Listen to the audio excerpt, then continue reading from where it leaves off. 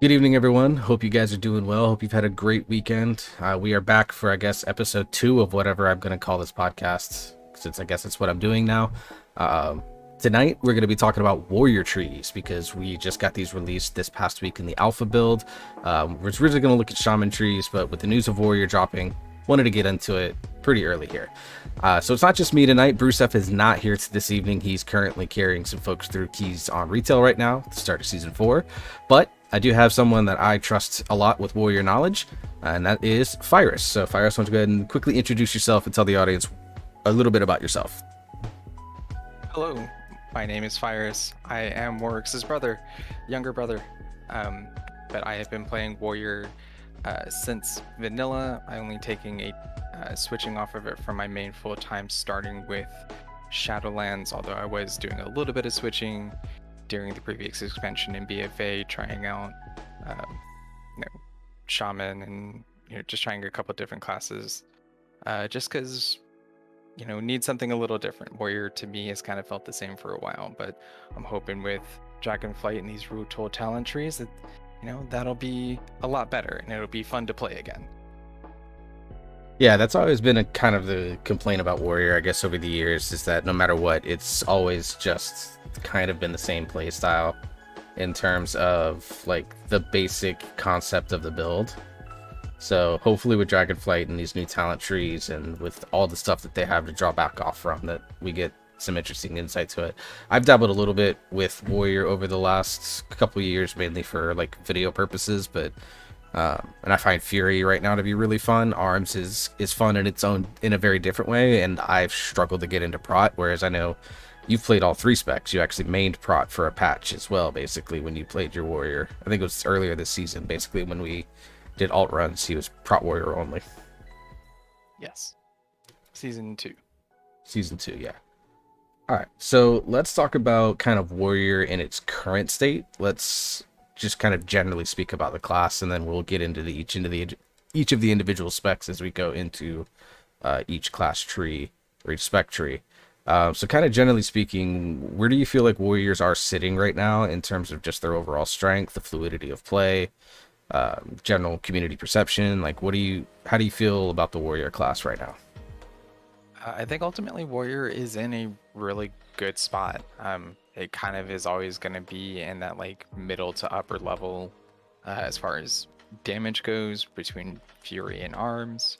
I think for Prod, that tends to be a little controversial, and just that like Prod has like the least amount of magical protection as far as any of the other tanks go, to my knowledge. Yeah. So that makes them a little, can be a little funky to play in like magic heavy dungeons if you're doing Mythic Plus, or a lot of raid bosses can do a lot of magic damage. But I know for Castle Nathria, like Brat Warrior would be brought for Sire Denathrius because that was just a lot of physical damage. You could use them for Sledgefish because it's a lot of physical damage. So they have their places in raid, and I think that they can work for any boss. It just may, at certain points maybe be a little bit more intensive on the healers, but if you trust your healers and the healers trust you as your tank, it should go well. Well, I think for Prot Warrior 2, at least from a raid perspective, like, I think it definitely does work on any and all fights, especially if you especially in cases where, like, if the healers know how Prot Warrior works, they can kind of work around it a little bit. So I think that's probably there. But yeah, you're right in that they don't have a lot of magical defense.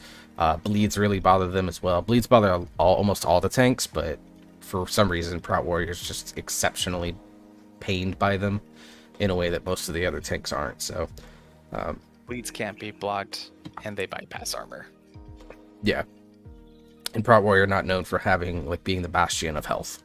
In terms of health pools, it's one of the smaller health pools, I think. I think Brewmaster's definitely the smallest. But I think Prot Warrior's usually, like, right there with Prot Paladin in terms of lowest health pools because they have shields, so they don't need these great massive health pools.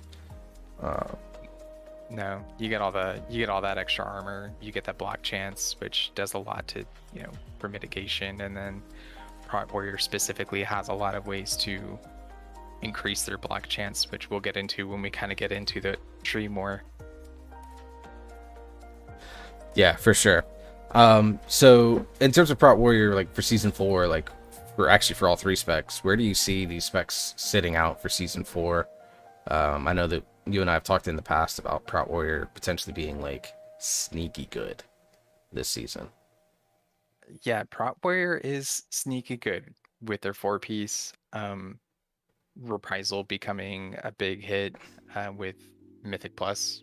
Brat Warriors did a lot to make that a lot better, because now you're taking the incredible in combat movement that a warrior has naturally between charge, intervene, heroic leap, insane in combat maneuverability with that, and then you're just being like, hey, for charge and intervene, now when you do that, it does these extra things from reprisal. And I think that just made it incredibly good. It made warriors this very mobile tank, and that they could just, or if you did it the way that I did it, you just intervened your melee person and didn't move. When just basically on cooldown, or unless you knew that you were going to need to be running away, then you would save intervene and like intervene the healer or range caster. But with reprisal being big for Mythic Plus, and you could get some use out of it in raid, although I think the wall was overall better for raiding. Yeah. Yeah, they're sneaky good, and they're 4-piece right now. When it was announced that they were going to be doing tier sets and tier pieces, I looked at the Brat Warrior 4-piece and I was like, that's amazing. But it felt like at first I was the only one. And then, people got it and played with it, and they're like, oh no, this actually is great. Yeah, for sure. Definitely think that Brat Warrior is also going to be like the king of Iron Docks in particular, because it's like I've done that dungeon a couple times already in season 4 as a tank, and it feels like almost everything is physical damage in that dungeon. So like I think Iron Docks, you could see Brat Warrior be like one of, if not the strongest tanks there, just because like outside of the Nathrezim, Shrouded Affix guys that do a little bit of magic damage, like almost everything else in that dungeon is physical. Like Grimrail, you have some fire damage because of the flame starters and stuff like that, and then of course the Karazhans, the Mechagons, and Tazavesh is kind of like a mixed bag. But if you're looking to be a Brat Warrior and feel like you are all powerful, I think Iron Docks is probably going to be your dungeon of choice. Now I know you haven't played Warrior yet this patch so far because you've been playing a little bit of Mage just to get a little bit of a different point of view on things, but like just based on what you know of like the way that the dungeons are set up and the pull sizes that can be done, do you think that Warrior is going to be a spec that can excel in terms of damage profiles? In terms of damage profile, yeah, I think they really can. They have consistent AoE damage between Thunderclap and Revenge alone. So being able to just be able to hit basically everything all the time is going to make them really good. The fact that Thunderclap, you pretty much always talent into that being a little bit bigger, having a slow attached to it. So that's going to help if you have things like Necrotic is an affix that'll be coming up. I probably imagine, hopefully not in the next couple of weeks because Necrotic sucks. But in cases like Necrotic or other affixes where kiting would be helpful, like you getting away so that something can drop off of you that's dangerous. Whether that's an affix, whether that's a mechanic of a trash mob or something. Having that consistent slow that you're going to be hitting just as part of your normal rotation is nice. Having being able to intervene out to your ranged caster or your healer that are far away, and getting that like super fast burst of movement to get away from the mobs that you can then just kind of keep going to is good. If intervene is down, you can still heroic leap out, and then charge back in once everything's dropped off. Like that's the great thing about it. Warrior tank is that like their ability to kite is up there with a demon hunter's ability to kite. Yeah, and what about DPS Warriors? What do you think with their damage profiles? I know like Fury obviously target capped and the number of targets it hits. Blade Storm kind of the only thing that goes above 5. Arms, I know Swoopy Strikes usually specializes in 2-target cleave, but like, how do you think their damage profiles are going to work this season in terms of kind of what we know of the dungeons already? I think unless you're doing MDI pulls, then as a DPS warrior, you'll be fine. That's fair. Because Fury has built-in AoE as part of Whirlwind, so you Whirlwind ability, Whirlwind ability. Those 2 abilities in between are going to hit everything. Well, up to target cap, I guess. Arms has a little bit more of a difficulty with that, in that they don't have the quite consistent AoE outside of taking cleave. But I just think there's the other option. I don't remember the other options on that row with cleave right now, but I don't remember that you taking cleave even in a consistent AoE situation. You're just going to rely on your burst of, hit Avatar, hit Warbreaker, pop Blade Storm, go burr. Go Burr, yeah. It's sweeping strikes in between. Right now, Warbreaker shares the row with cleave, so like it's not really a choice at this point in time.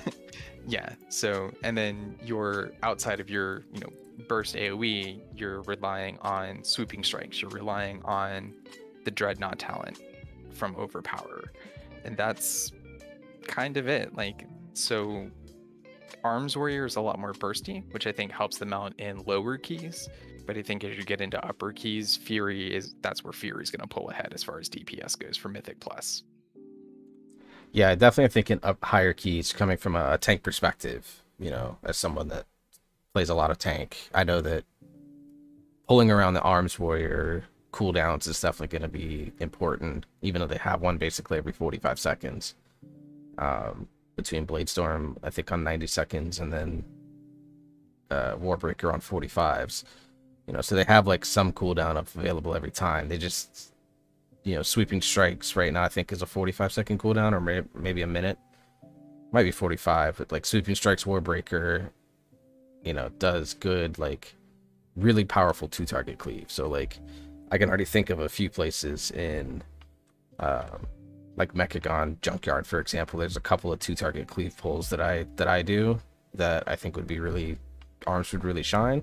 But I think in a place like Karazhan, at least I've done upper, I haven't done lower yet, but on upper, there's definitely some pulls there where Arms is going to be very helpful, but then there are going to be other pulls where after it Blade Storms, it's basically just doing nothing. So I think it's really interesting damage profile, and I think it's going to take smart players to be able to maximize what you can do outside of those pivotal moments. Yeah, I can already think of a couple in the current dungeon setup where Arms will be really good for bosses. I'm thinking the first boss of Mechagon Workshop, that being, a 2-target cleave situation that if you set it up right, they can be close enough together to be 2-target cleave. I don't remember if I think it's the second boss in Docks, the triple pack there. Yeah. That's a situation in which, 2-target cleave, 3-target cleave be super good. I'm sure there's probably more that I'm just not thinking of off the top of my head. Just been a busy week and haven't had a chance to run as many keys this week. Yeah, I know the first boss in Grimrail with the giant and the goblin. That's another 2-target cleave fight.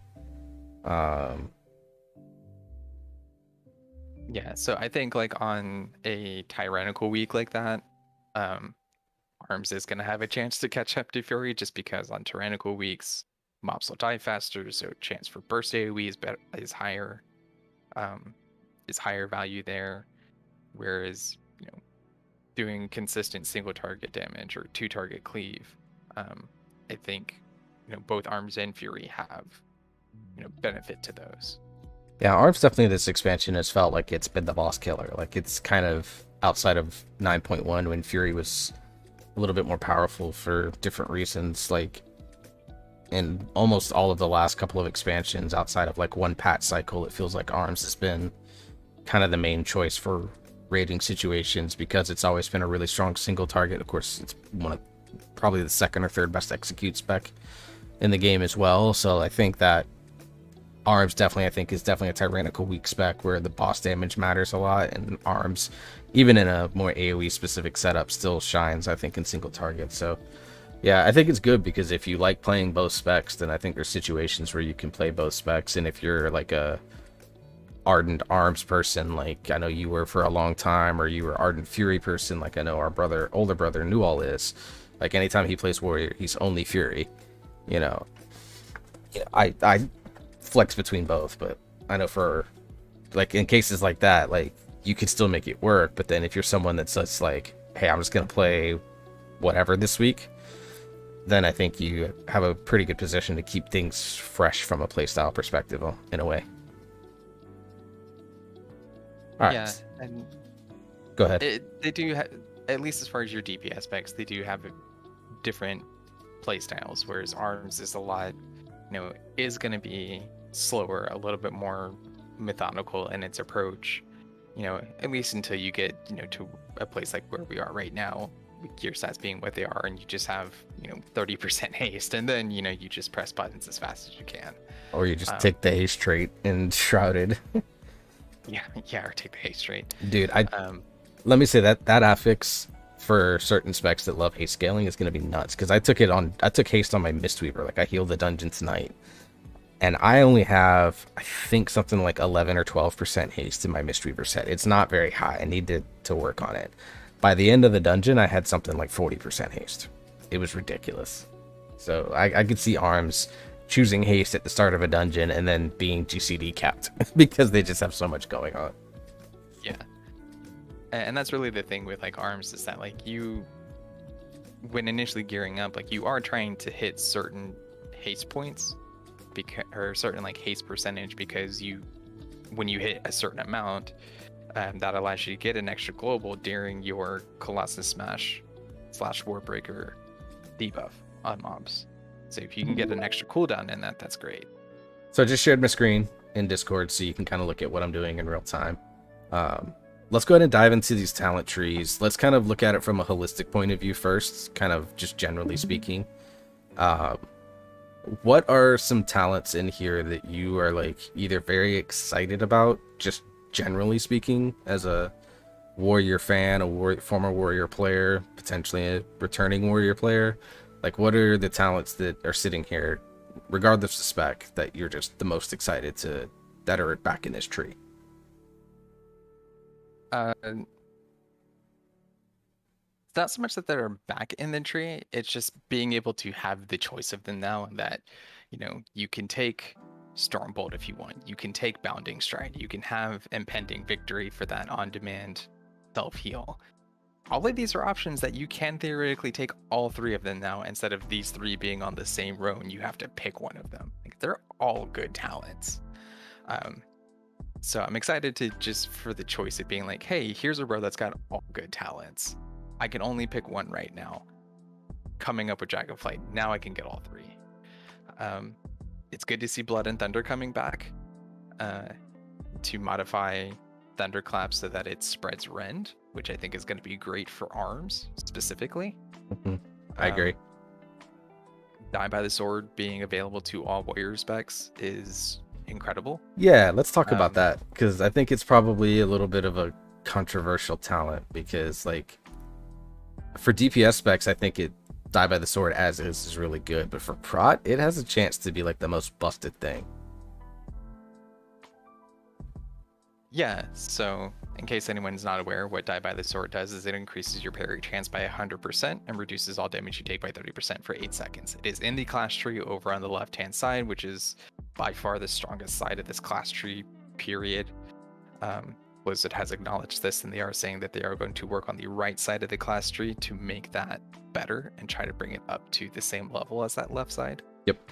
But yeah, like, this was the Arms offensive. Now it's over here on the class tree, taking that away from Arms, but with the way that the class tree sets up, you're still going to come down and grab this as Arms because you need it to get further down and get that two-handed weapon specialization. So as Arms, it's like you're not really missing this because you're still going to pick it up for what you need from that talent, from that class tree. And But what? being able to now, but Fury being able to come down and grab this, along with their defensive, which is still on their class tree or their spec tree. Now they have two different defensives that are reducing damage. Brat is getting the biggest benefit from this in that they get 100% parry chance for 8 seconds. Every time they parry, they get a free revenge. That is massive. They hit die by the sword and they are just hitting revenge for 8 straight seconds.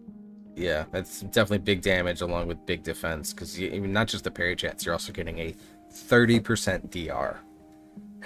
On demand 30% DR every 2 minutes. Prop Paladin, which doesn't have which has decent cooldowns, but they would love to have something similar to this. And Monk is Monk, but as a Monk player, as a Monk main, I would love to have something that guaranteed me 100% dodge and 30% DR. Yeah, like this is so ridiculously strong for protection warriors, and it's like, do whatever you need to come down and grab this. It doesn't matter if you're going to go any further down, but you have to at least go down far enough to grab this. Yeah, well, it's also one of those things for warriors, like this is a guaranteed necrotic reset without having to kite.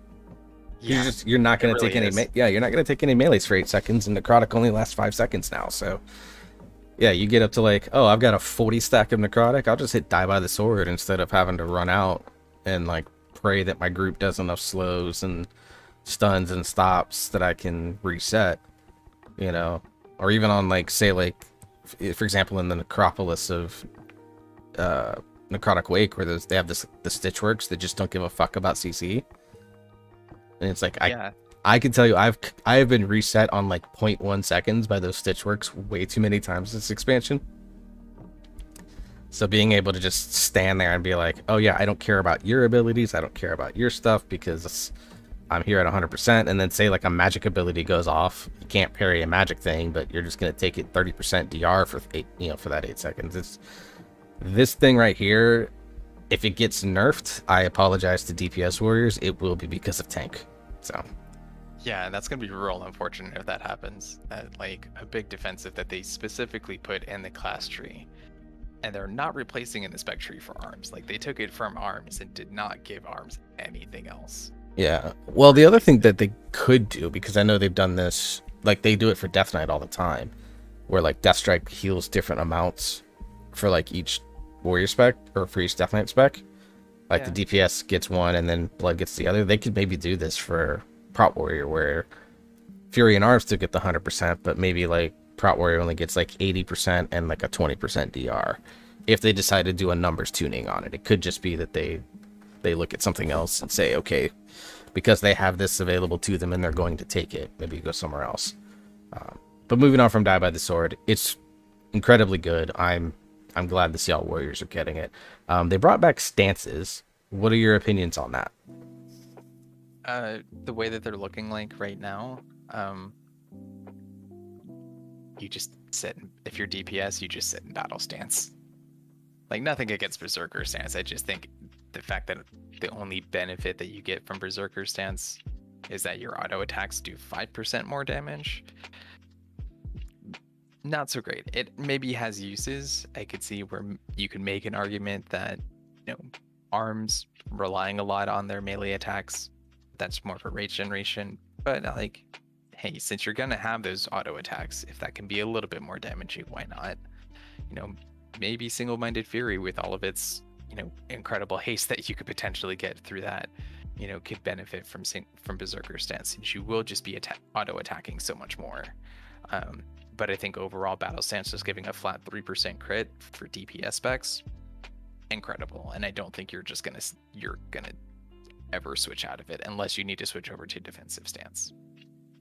Yeah, I think defensive stance everyone's gonna take, just because anytime you can reduce damage by 20% for like a big boss hit, I think is good. But the good thing is, it looks like you can, swap into it 2 seconds later, take the big hit, and then swap over to back into battle stance. So from that perspective, I like the idea of stances being in. But yeah, the benefits that they all give, I think, are a little bit imbalanced right now, particularly between battle and Berserker stance. But I appreciate the novelty of it all. Yeah, and I do appreciate the novelty, just kind of leading back to like vanilla and BC Warriors, and that they had stances, and that especially at vanilla, you were dancing between because certain abilities only worked in a certain stance. Like Rend only worked in battle stance or defensive stance. But a lot of time as DPS, you were sitting in Berserker stance. So you needed to swap if you needed to refresh Rend or Sunder Armor, which was a thing.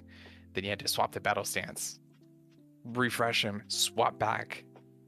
Like, yeah, there was just so many macros for that to be like, okay, I need to swap to battle stance, do this, immediately swap back to Berserker because there was no cooldown on stance dancing.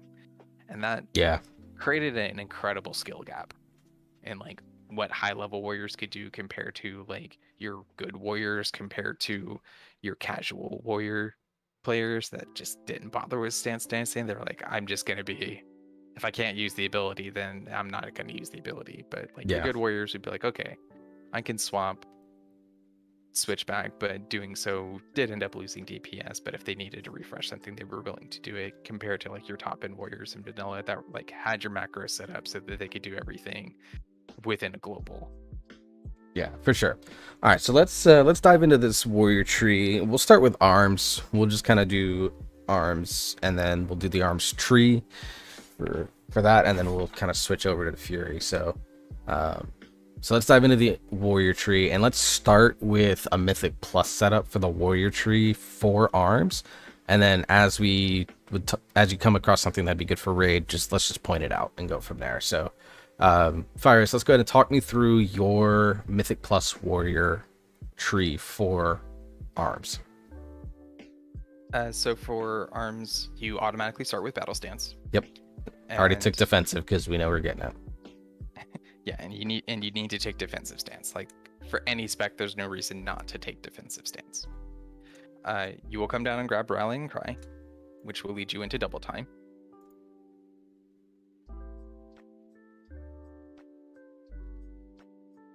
All right, where are we going from there? We're gonna get honed reflexes because we just need to go further down that. But honed reflexes is a good talent.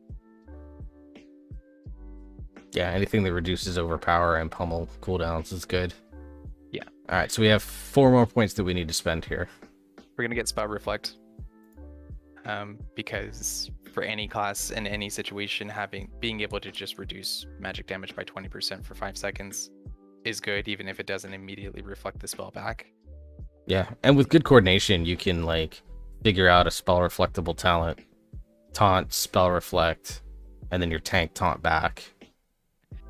Yeah, takes coordination and your healer knowing, like, depending on the key level and stuff, if you will get one shot or not. But there is some coordination gameplay that can make this thing like pretty busted depending on mechanics.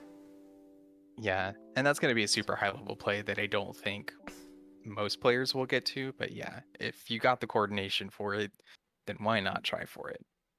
And then we're going to go and come get Impending Victory. Just because that it is a defensive thing and it's an on-demand heal. So you're going to pick Impending Victory. That would be the general choice in that. If the group really does need the slow, because you're not running with a Frost Mage, you're not running with a Shaman that's going to bring Earthbind Totem, you don't have a lot of slows or things like that, then you can switch over to Piercing Howl just to provide that extra utility. Yeah. But Impending Victory is going to be the general pick here. Having an on-demand, and it's a very low rage cost at only 10 rage, but having that on-demand self-heal is incredible, and it is something that Warrior does severely lack. So being able to pick this finally is incredible. Yeah, not a 25-second cooldown. It's not the greatest heal. It's not Bloodthirst in what it can potentially do as a heal. But on a 25-second cooldown at 10 rage cost, like, that's pretty slick. And then also, of course, getting the killing blow gives it to you for free. Like, yeah, I think that's probably a safe choice for Mythic Plus and for Raid, frankly. So, all right, so we have 2 more points that we need to get down into the next tier. Which 2 are you taking? So we need Berserker Rage into Heroic Leap. All right. So let's just go ahead and, I know chance that we come down here and grab a couple things, but let's go ahead and continue down since we've opened up the 8-point tree. What else are you looking at from a Mythic Plus warrior build, arms warrior build? So over on the left-hand side, we have two choices here. Both are good picks, and I don't think you're wrong for wanting to take both. But for the purposes of just trying to save points where we can and then coming back to stuff later, I think for now we're going to take the choice node, grab Rend. Rend, okay. And I'm assuming we're getting armor to the teeth as well. Yeah. So that we can get died by the sword. All right. Yes. What else? What else are we grabbing? So it looks like you're talking about Blood and Thunder. Do we need to grab Stormbolt or Intimidating Shout? We're gonna grab Stormbolt. Stormbolt. Okay. I don't think Intimidating Shout is as useful in PvE situations of Mythic Plus rating. I don't think Intimidating Shout is actually all that useful. It is a extra utility thing that can come in. It can act as an interrupt if everyone's kicks or stuns or things like that are down, and that you can Intimidating Shout everything. So it has uses, but I think ultimately, unless you're doing PvP, you're just going to skip Intimidating Shout most of the time. Okay, so we're grabbing Thunderclap, and I'm assuming Blood and Thunder because you like it so much. Yes, Blood and Thunder is amazing. So Blood and Thunder increases the damage of Thunderclap. Not a big deal. It's best benefit. Whenever you Thunderclap a target affected by your Rend, you also affect 5 nearby targets with Rend. Arms Warriors have, for so long, relied on bleed damage to fill in gaps because their rotation is kind of slow. So they need the bleeds to fill in for damage in between their auto attack swings or in between their ability usage. And in the case of, movement heavy fights, thinking something like moving out for Sanguine, moving for, the tank is kiting for necrotic, other mechanics that may sit on the ground that you need to move out of, particularly large. I'm thinking third boss, second boss, and Sanguine Depths, who has that ad that spawns when you kill the ad. It Tarbald, yeah. Big blood puddle, yeah. Got to move out of that. Granted, you can do a lot of this movement while staying on the boss in a lot of occasions, but sometimes you get stuck. Sometimes as a warrior, you may get stuck with Castigate on Torvald, and so you have to move over to the side, and you're not able to hit the boss because you don't want to get your tank in the range of that Castigate. So bleeds as arms warriors have always been intrinsic to what the class needs to fill in space, to keep DPS numbers up and fill in between rotation abilities. Yeah, the Blood and Thunder Rend combo definitely, I think, works really well for longer trash fights too, because this is gonna help. It kind of gives it almost like the Feral Druid style, where Feral Druid, if everything dies quickly, Feral Druid looks like the worst spec in the game. But if things are living forever, or for a long time rather, then Feral Druid can get the bleeds to ramp. It starts to look better. It kind of gives Arms Warrior, feels like, has the same. Now it's got the burst 2 target, 2 or 3 target. But if you've got it like a big pull or you're chain pulling, then this is a way for you to kind of keep damage rolling the entire time. That's cool. Are we taking Dauntless Duelist? No. Okay, what about War Machine getting that extra rage generation? So this, I think, is the thing that, depending on how your rage generation ends up going, could be skipped, or you may need it as arms. Because the thing with arms is that their only way to generate rage is from their auto attacks, unless you're taking the Skull Splitter talent, which when we get to the Spec tree we can talk about. But other than you have one ability that you can talent into to give you rage, otherwise as arms, all your rage generation comes from auto attacks. So if your auto attacks are generating 50% more rage with War Machine, that could be really good. If you are running into issues where you are having rage issues as arms and you have a point to spare that can be moved around in this class tree, I think coming to pick up War Machine is not a terrible idea. But I think for now we're going to skip it. I mean, you need 6 points to get down. Are we taking Furious Blows right, then? We're going to come back up. Okay, what are we going and getting? So we're gonna get Furious Blows, which, sorry, I just realized what you had said. But yes, we're coming back up to grab Furious Blows on the right. And then we do want Seismic Reverberation. And I know that we're skipping the choice node over here, which has Bounding Stride, which is so incredible for warrior movement. This is for the purposes of just getting down and trying to have as many points left over for the bottom as we can. If we don't feel like we have any good choices, then we'll come back up and we can get like Bounding Stride. We can come grab Massacre. And then this is where I kind of have a potential, not necessarily an issue, but I think this is where a big choice comes in into how arms could potentially play and how like your DPS specs could potentially play. There is an argument to be made that after grabbing Seismic Reverberation, you pick up Bounding Stride, and then as arms, you don't do anything else in this right side of the tree. I'm not going to do that here because we're building for Mythic Plus, and I think one way to do that is just to try to maximize bleeds. So we're going to come down and we're going to grab coming down here so that we can get Thunderous Roar. Yeah, we need 2 more points. Okay, so in this case then, let's go ahead and grab Bounding Stride, and let's go ahead and grab Massacre. So Bounding Stride is that choice node on the right. And then Massacre is all the way on the left. Yeah, I got Massacre. So grab the Haste, grab Thunderous Roar, grab Thunderous Aftershocks below it. Armor to the Teeth. It's not going to happen, but in theory, these could just go on to infinity, since every time you increase your strength, you increase your armor with Armor to the Teeth, and then every time your armor goes up, your strength increases, and then it could just be this never-ending reciprocating thing. Blizzard's not going to allow that to happen, so there will be a cap to what happens. Yeah, it's probably but in just theory, it's probably a calculation cap. Like it takes your armor with, and then like this base strength that you have, and calculates that with reinforced plates, and then adds Armor to the Teeth for it. We'll see. All right, so I grab reinforced plates. How they're going to do that? But we grab in Cruel Strikes. Yes, grabbing Cruel Strikes, and then we're grabbing the 2-handed weapon specialization. All right, you got 1 point left. So this is where it becomes an interesting choice. Do we need Spear for tethers? You know, we're already bringing,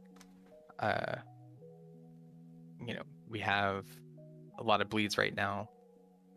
Depending on group comp, maybe you don't need Spear. Maybe you don't need that tether. You know, maybe instead you go grab Avatar. You know, for that for the extra damage cooldown. If you need the survivability, maybe you pick up Bitter Immunity, because that's basically just Dwarf Stone form with a heal. So I think this last point just depends. Do you need the extra defensive Bitter Immunity? Do you need the additional utility? Grab Beer or Spear. If you don't need either one, take Avatar. Okay, so yeah, you're doing a maximized bleed build, which I think for high-end plus or fortified weeks might be really nice. Sure. Let me humor me on this. Okay. So we're matched up there. I'm gonna grab this Bounding Stride, Fierce Blows, Seismic Reverberation.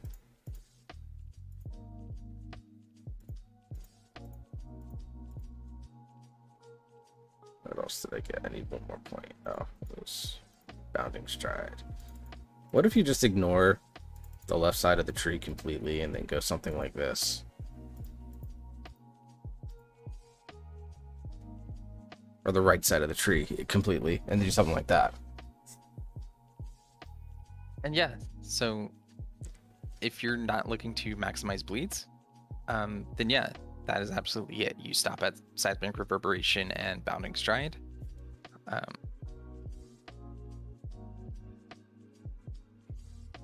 me see where this point here in Berserker Shout I think is a little bit flex, because it kind of depends on the fight.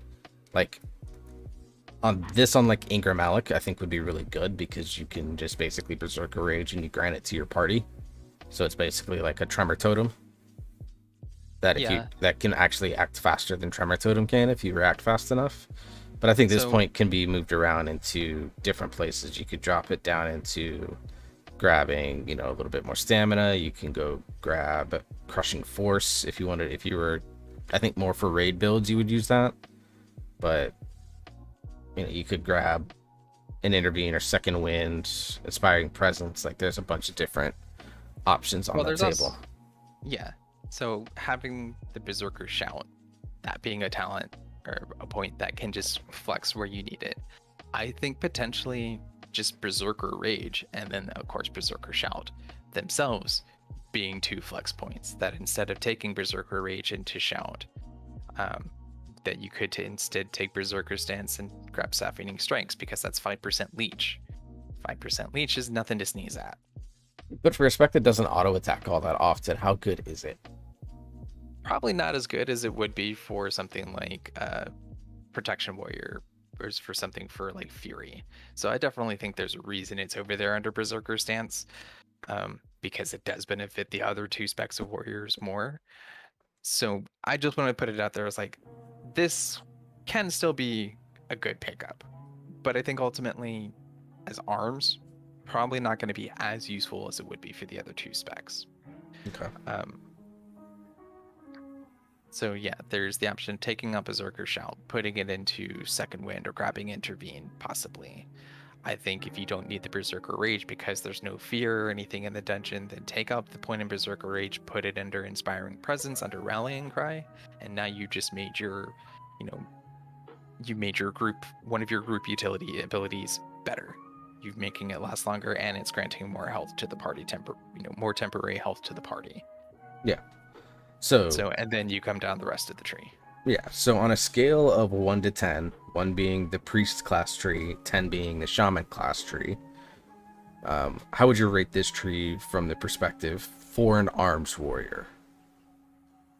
Nothing's gonna beat Enhancement Shaman because that tree is perfect. Come at me. Yes, I have a bias. Don't worry about it.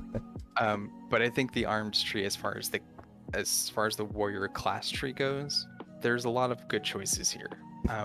Warrior does ultimately suffer in that it does not have as much utility as, say, something like a shaman.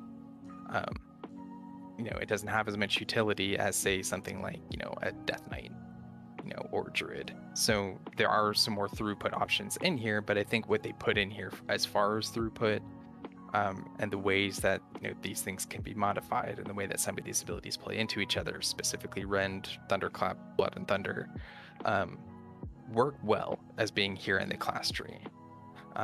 And these are abilities that historically have been multiple stance abilities. Rend has been something in the past that was battle and defensive stance. Same with Thunderclap. So I think ultimately it is a good pick. Yes, there are a lot of just stat increases. Mm-hmm. From increasing strength based on armor, increasing armor based on strength, just your flat, 2-4% to your secondary stat abilities down towards the bottom. They were necessary options to help fill in the class tree. So 1 to 10, what are we thinking? This is probably a good 7 or 8 for me personally. Okay. Just because of, stat increases are not great choices.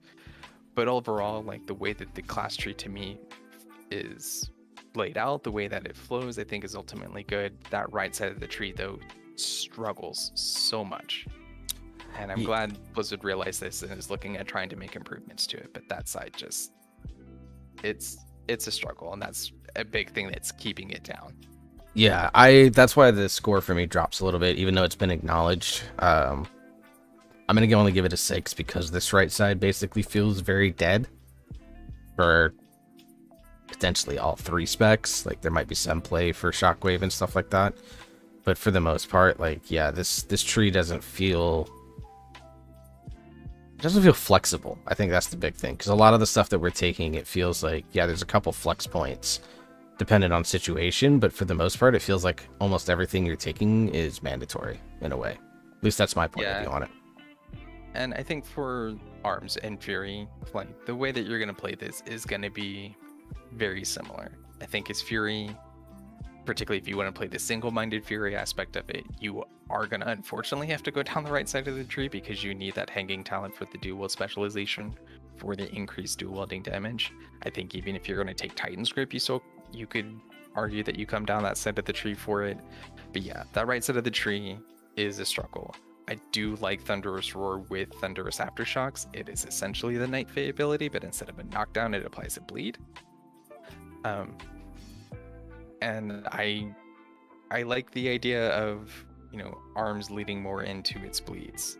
And I think having additional bleeds over here, if Blizzard wanted to do it, they could have these bleeds affect Bloodthirst for Fury and be like, hey, Fury Bloodthirst does, I think right now it's 3% of your max health and self-healing when you hit. Maybe you could do an extra, 0.5 or 1% additional healing for bleeds on the target. Yeah, possibly. And then this leads into bleeds being useful for all specs of Warrior, rather than being like, it's good for arms, it's kind of good for protection, but not really, and then you basically just don't bother with it as Fury right now. So there's ways to make some minor changes and not without it having like a major impact to how anything plays or how strong something is, I think. Thunder, Shockwave, and Rumbling Earth being done here at the bottom, it feels out of place, man. Because Shockwave is not a particularly strong ability on its own. It's 40% of your attack power. It's not a lot. Its biggest thing is that it is a conal stun, but I don't necessarily think that it's strong enough to be down here at the bottom as a capstone ability. I think putting it somewhere in the middle of the tree, maybe having Shockwave with Rumbling Earth being where War Machine and Crushing Force are, just putting those, either taking out Crushing Force because I don't think it's really all that necessary, taking War Machine, putting it somewhere else in the tree, to cover up maybe something like, one of the stat increases that are, not necessary. And then having Shockwave be there in the middle of the tree and be like, okay, here. It's still not something that you have to take, but now it feels like a better option. Yeah, because you for can sure. then get Shockwave with that, along with a capstone ability. So there's ways to shuffle things around that, I think, to make it a little bit better. For sure. All right, so let's move on to the arms tree. Obviously, the build we take Mortal Strike and Overpower because those are the first two talent rows. Again, focusing Mythic Plus, and let's talk about some stuff that'd be useful for Raid as we go by it. What are we doing next? Are we taking all three of these talents? Yeah, gonna take all three. All right, and what about the fourth tier? We need 3 points essentially to get down there. So we need to take either in the middle. We're either gonna take Martial Prowess or Sudden Death. This is for the moment. I know a lot of people like Sudden Death because they like their execute heavy gameplay. Personally, I'm not a fan of the execute heavy gameplay, but I understand that people do like it, and there are ways to make this work. So I think for now, though, we're going to take Martial Prowess. Okay. We need because at least two more. Overpower, yeah, because having Overpower increase Mortal Strike is good. And it does cleave too. Yeah, and it does cleave. So I think it's just going to be good for any situation. To the left of that, for now, I think we're going to take Fueled by Violence. Okay. It's a little bit of self-heal. You get 30%. You are healed for 30% of the damage dealt by deep wounds. Deep wounds should be on as many targets as possible in an AoE situation, so this becomes better the more targets that there are that you can apply deep wounds to. Yeah, it's like a steady trickle of healing during a pull, which especially if doesn't like Bladestorm apply it. Bladestorm does apply it, I believe. Yeah. So if it does, then that's an easy way to apply deep wounds, and then just let the healing kind of trickle in as it needs to over time. And then I'm assuming we're going to take Exhilarating Blows. Yes. All right, so that opens up to 8 points. Okay, so in the second row, we're taking each of those talents So in the top middle. So we're getting Sweeping Strikes. We're taking Colossus Smash, and we're putting the 2 points in Impale. Yes. Okay. All right, and now we're down to 12, so we need 8 more points. What are we looking at? Let's start here over on the left, because the only two that you are going to absolutely take on the left-hand side under Impale is you're going to put the 2 points in improved Overpower. Overpower is going to do more damage, and then you're going down and right to pick up Dreadnought. Okay, so that's the left side. That is the only required talents, in my opinion, on this left side. Now, on this left side in the middle, on that bottom middle section at the left side, you have Bloodborne, so that it's the damage of Deep Wounds, Rend, and Thunderous Roar's bleed effects are increased by 15%. If you were going into these bleed heavy build from the class tree, like I probably would be for high mythic keys, I think picking up Bloodborne is a good pick, because if your bleeds are going to be doing more damage, why the hell not? Because you're going to be having them on a bunch of targets. So that's just more damage for AoE situations, and it's making it these bleeds that you're picking up for high mythic keys even better. So it's going to help close that gap. I think this talent's good for single target too. Like, I think this one's not really a choice. I think you actually do pick it no matter what, because the only reason I'm skipping it for now is that if we do need to go down into that bottom left side of that tree for any reason, and I don't think you need to for Mythic Plus, you can get to it through Dreadnought, so it saves the point that could potentially be used somewhere else. Okay. All right, so we have 5 points. What are we getting? So I think for the moment we're going to skip this middle section. I don't think that there's a ton in this middle section that is going to be in any way required or necessary. Although if you do want to lean into your execute heavy build, on sweeping strikes down to the left, you are going to grab here and you are going to pick up punishment. It is condemn, minus a few extra things that didn't affect it.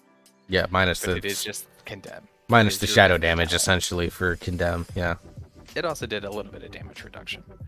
But yeah, the main thing that you needed condemn for was what is that punishment talent. So if you want to lead into your execute heavy playstyle, come down here and grab this. I think though in Mythic Plus, you don't want to necessarily do that execute heavy style. Okay. So I'm assuming a lot of the point invested is going to be on the right side then. We are going to go to the right side, yes. All right, what do we get? So we'll start with the choice note on here and work our way across. I think Test of Might, honestly. I know In for the Kill is a current talent that is, a lot of people's favorite. Just, you hit Colossus Smash, what could be Warbreaker, and get some haste. That's pretty good. And then if you hit it below 20% health, you get, more haste than you would otherwise. I don't honestly think, though, unless you're like high keys on a fortified week, maybe you go for In for the Kill just because there's potential for mobs to last longer if they're under 20% health and for you to gain that benefit. There could be an argument that you save Colossus Smash, Warbreaker for the end of the pack when they're below 20% health, hit it, and then you have that 20% haste going into the next pack.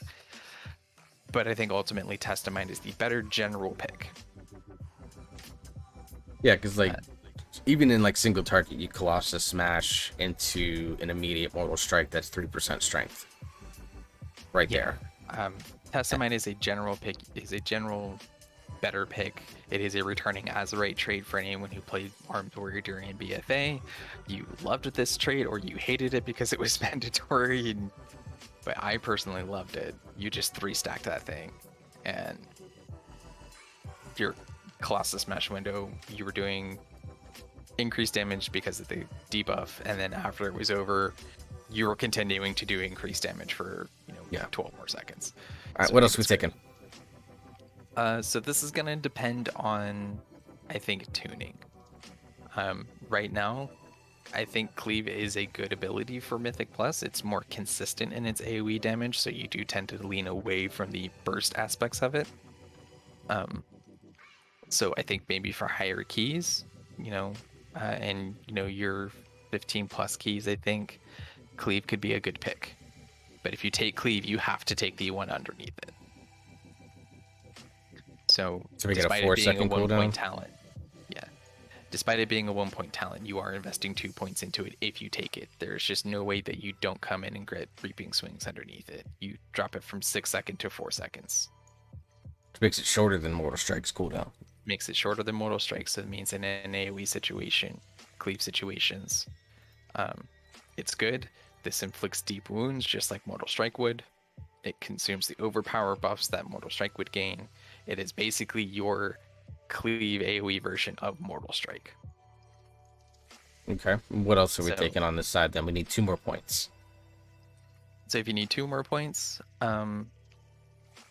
there is an argument that just then put the 2 points into improved Mortal Strike. Yeah. Because I don't think anger management is actually all that good for arms because I think it royally screws up their cooldown sync, which is kind of one of the staple of arms. Everything's on 45, 90-second cooldowns. So, like, everything lines up really well throughout the duration of a fight, and anger management kind of throws that off. yeah.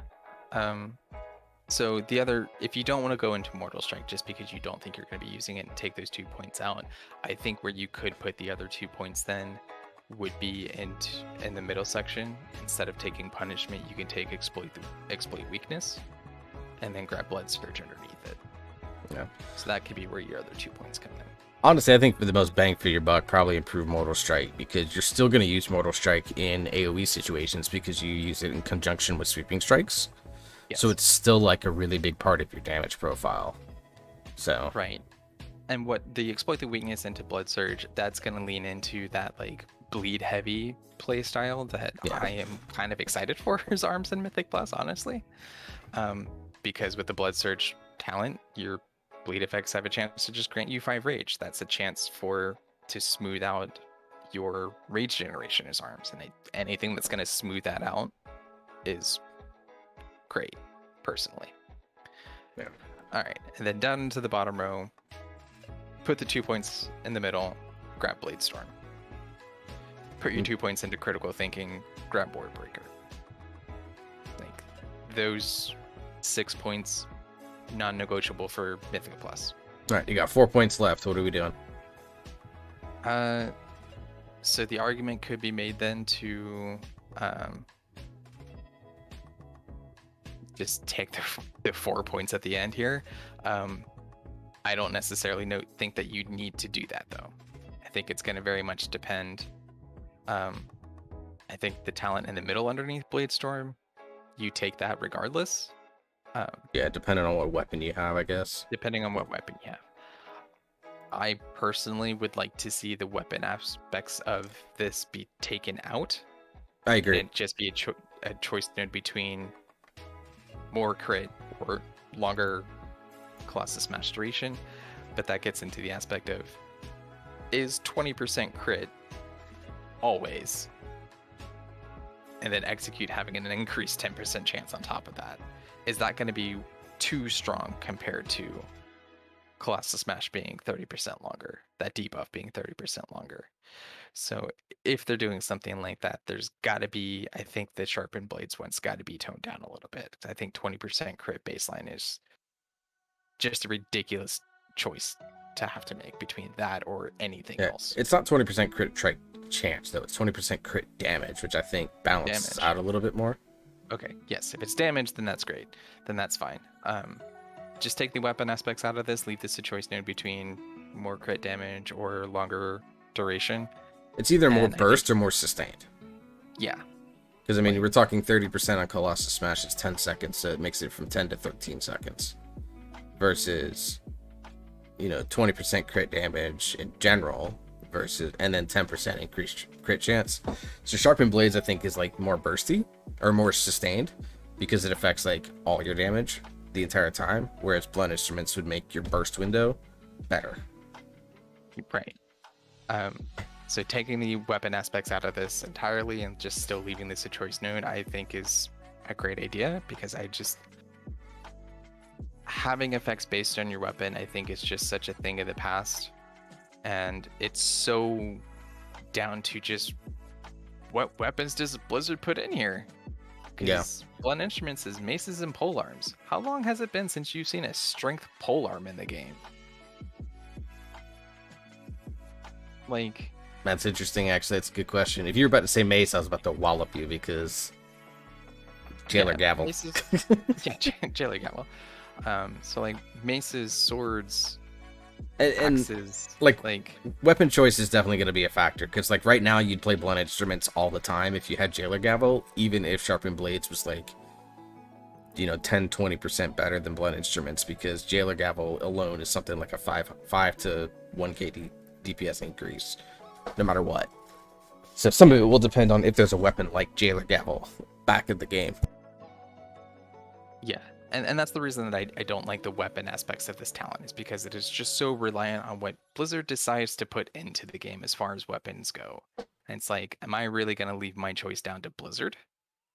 I mean, technically every choice in this game is down to Blizzard, but like, do I really want to put a major decision like this about how my class plays and what talent I pick based on, did Blizzard even put in a sword or axe into this, you know, into this raid tier? You know, is the two-handed swords and axes that are in the dungeons, are they any good? Do they have the stats that we want, or is it, you know, crit mastery for arms, I think is what it would still be. Haste mastery, or is there going to be like crit verse, which maybe you don't want? Is it going to be haste crit, which maybe not as good? Like, it's just going to come down to what is the best in slot weapon based from raid, mythic plus, and then whatever that weapon is, that affects what talent you choose, and that just doesn't feel like a meaningful choice then in that matter, because you just it's down to the luck of what you get from drops. All right, my drops have not been great for weapons. Let's wrap this up. What's the last 3 points that we got here? I think you're gonna pick I do think you want to go pick the 2 points of mastery on the left. The top left on the bottom right. Yeah, I got it.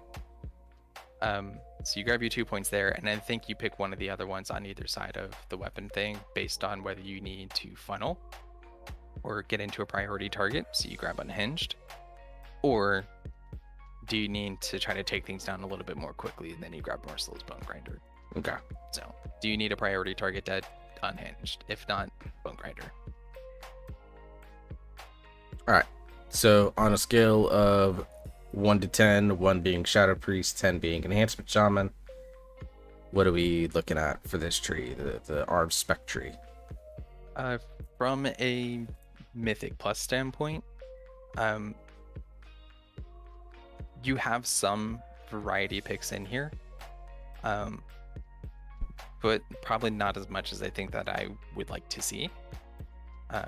Because in Mythic Plus, this kind of does lead into it being pretty samey. It's like, yeah, you get a little bit of variety, and like, hey, do you want to prioritize bleeds a little bit more? Cool. But otherwise, outside of refreshing your bleeds, you're doing the same thing. You're hitting Warbreaker, you're hitting blade, your rotation goes Avatar, Warbreaker, Bladestorm. Do whatever you need to fill in the space until those come back. Like, you're still very cooldown based in Mythic Plus. So what's the number? It's still overall good, and it's a solid core gameplay, so I would probably put that 6, maybe 7. Okay. I think I tend to agree that it's solid. I think it still has room for improvement, like the middle part of this tree getting completely ignored doesn't feel great. Now, there's good connecting nodes. And this tree, I think, has really, really good pathing overall. You know, it's a little bit separate, but, like, you can connect the outside part of the tree without taking the most outside talents if you needed to. Which I like, because there's a lot of specs that don't get that. And then you can connect the middle of the tree from the outside part of the tree just shy of the 20 required point line. But I tend to agree. I think there's too many talents in here that feel like they're just filling a tree. Like Storm of Swords. Sure. You know. Oh God, why is that even a choice? Who came up with that? Yeah, and then like I know like Concussive Blows is obviously going to be really good for PvP. That's why it's there. But like Fervor of Battle, not great. I think Anger Management's not a good choice for this tree. You know, Skull Banner is going to be very comp dependent as to whether or not it's good, and it's at 3 minutes, which makes it kind of eh. and like Yeah. fatality doesn't feel real. Like it feels very good. Like there's a lot of talents that don't feel like they feel great in here. So I'm curious to see what iteration they make and like what are some feedback loops that, you know, long time like the theory crafting group of Arms Warriors do. But that said, I think the spec has a really good foundation and a few small tweaks and stuff that I think it's going to be in a much better place. Yeah. Arms is my first love of World of Warcraft. It is the Warrior is the first class that I picked up. Arms was the first spec that I went down. I so truly and deeply love Arms as a spec, and I am disappointed that Blizzard has just refused to change how its core playstyle works, though. Like, but the truth is that I don't really have a better idea for how it should work. Well, that's the thing. Like, I think the core playstyle of overpower into Mortal Strike, and then a strong execute window, you know, with slam/whirlwind as a filler. I actually think the core gameplay loop is good. I think this was probably the class they got right the earliest in terms of this core gameplay loops. And they just try to iterate so that everything around that core gameplay loop feels good. And they've been somewhat successful in some expansions, like I imagine in Legion, with the artifact traits and stuff like that. They were able to make some stuff that made that core gameplay loop feel a little bit more interactive. I don't think they did a good job of it in BFA. And in Shadowlands, I don't think they did a great job either, because you are relying heavily on like Signet, which, I mean, it's a good ability. I think it's a good power to have, but it's been the only thing, and all it does is add RNG as to what cooldown you get, and that's not always great. So right. I think some of the things in the class tree actually make me hopeful that Arms is going to have a little bit of change in playstyle. And like you said, there is a like lean into your execute single target build. There is a bleed based Mythic plus AoE type build, and there's a heavy bleed single target build that you can lean into as well with Rend and with, you know, with Bloodborne, Rend, Deep Wounds, Bloodletting, Bloodborne. If they can make Thunderous Roar feel good to get to, like, there is some potential here to add some variety to the way that Arms plays, which makes me very hopeful for the spec. They just got to get the pathing and the structure of it down a little bit more. It needs a little bit more work in my view, but if they can make it so that the pathing feels good and a lot of the talents like are actual tough choices to make, then I think I see Arms being one of the more interesting specs generally, actually, which is kind of strange to say considering it's basically been the same core gameplay for a decade now. Yeah, and I think the potential here for having different types of damage profiles is, you know, as opposed to execute heavy single target to, you know, more bleed, you know, more reliance on bleeds to here's the same thing you've been doing for 10 years is interesting. So question I want to pose on this though, since there is this potential for more bleeds and something that I personally am more excited about for Arms, how do you think it feels having the like, hey, one of your options to change up how this playstyle works and get a different damage profile is based entirely on your class tree? I don't mind that, because ultimately the two things are intertwined. Like, you're picking things in your class tree and in your spec tree because they synergize together. Right. You know, so like I don't think it's a bad thing. Like, I mean, you're picking things in, like you said, the enhancement tree is perfect. You know, I know that's a biased thing speaking, and but it is legitimately, by all measures of community perception and feedback, is one of the strongest trees out there. But the reason that it's really good is because there are things that you can grab in your spec tree that then you can enhance or make better or cover the weakness for in your class tree. And so the fact that Arms is developing these new playstyle builds out of stuff in the class tree, I think is fine. I don't have a problem with that, because then it means that you can potentially lean into all these playstyles across the specs. If you just really love a bleed based build, you can support that through the class tree across all three specs, no matter what you're doing. But if you want that variety, you know, you can switch out of your bleed based build out of the warrior tree into something more execute heavy. Or for Prot, you can pick a lot of defensive based talents. Like, I think I don't have a problem with it at all. Yeah, I think ultimately probably not. It just was an observation that I was like, oh hey, look, a way to change up this playstyle is wholly based on what you pick in your class tree. It was just an interesting observation, I thought. Yeah. All right, so let's move on to Fury. I'm going to take a stab at guessing what you will build as Fury for Mythic Plus, and you tell me if I'm right or wrong. All right, so admittedly, I know the least about the Fury spec. I know from looking through these, I will go ahead and mention while you're filling this out. I think the Fury spec is the weakest of the three.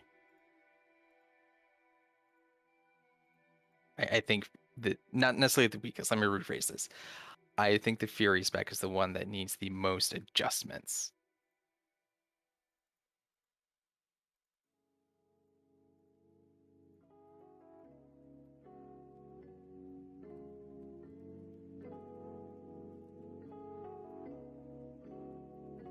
So it's basically the same as the arms tree, except instead of going down the middle, you go down each side, which is unfortunate because like one-handed weapon specialization I think is really good. Crushing Force is whatever for Fury. War Machine is kind of whatever for Fury, but like the Blood and Thunder build I don't think works really well. Or you just, you know, you can go this way and just skip getting Bastion of Might to get 10% leech with a single-minded Fury style build, or you skip it if you're gonna go Titan's Grip. Maybe that's where you get Bastion of Might up. But like this tree for Fury feels really inflexible. Is that?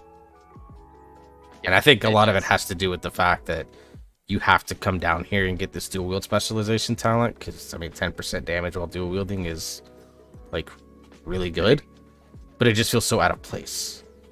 Yeah. So I would generally agree that like Fury is a lot more inflexible because you have to invest so much more into that right side of the tree, which is not an ideal option. I think a way to potentially fix this is that your dual wield specialization to two-handed weapon specialization, I think you just move them up into the second row of the talent and you leave them as hanging nodes. And for anyone who doesn't understand what I'm meaning by hanging node, I'm meaning a node that does not connect to anything else. Yeah. So I think you just move these up into the second part of the tree, somewhere in the middle, and leave them as hanging nodes there. That way you're not having to invest as heavily to pick that thing up, that, you know, whatever your side you're doing. And then that then frees up extra points to be used somewhere else. So maybe you don't have to go all the way down here to grab the dual wield spec, and then you miss out on grabbing, you know, Alien Might. So yeah, this is where like Or else in the tree for warrior or immunity, thunderous roar, whatever you might want. Yeah, so I think having them be a choice node somewhere in the middle of the tree is a good idea, and that could be a simple thing. Cause like, honestly, Crushing Force, it's like that's a lot of extra damage on Shield Slam and Slam, but that's really only useful for Prod for Shield Slam because that's their main ability. Yeah, Slam which is why I your think they filler should that take it and bake it somewhere else into like either another talent in the spec tree, or put it onto like endurance training or something like that. Something DPS Warriors aren't going to take, but Brat Warrior will. Yeah, so I'm like, it's Crushing Force is basically doing the same thing Fury Explosives, just for 2 abilities at a higher level rather than 4. So I was like, they're 2 things that are basically doing the same thing. They're affecting, you know, kind of the same ability, just to different degrees. So like one of these just feels out of place. I kind of think it's something like this. Maybe even pull the point out of Avatar for Fury. One-handed Fury or single-minded Fury. Well, I think with single-minded Fury, there is an option to just get real heavy into that leech build